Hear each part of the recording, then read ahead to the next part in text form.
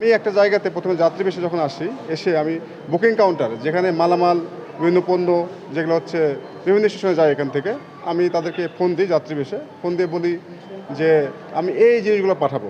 তো তিনি আমাকে একটা রেট বলে। তারপরে পরবর্তীতে এখানে যখন আমরা অভিযান পরিচয় দিয়ে তাদেরকে বলি, তারা আরেকটা রেট বলে। তো এই ধরনের কিছু অনিয়ম আমরা পেয়েছি। পরিষ্কার পরিচ্ছন্নতার ব্যাপারে আমরা দেখছি এটা খুবই নোংরা, বা প্রথম শ্রেণী দ্বিতীয় শ্রেণী যে এগুলো আছে সেগুলো রুমগুলা এটা তালাবদ্ধ ছিল, এবং তালা খোলার পরে আমরা দেখছি যে ওখানে বসার মতো অবস্থা নেই। তো আমরা বিস্তারিত প্রতিবেদন কমিশন বরাবর প্রেরণ করব।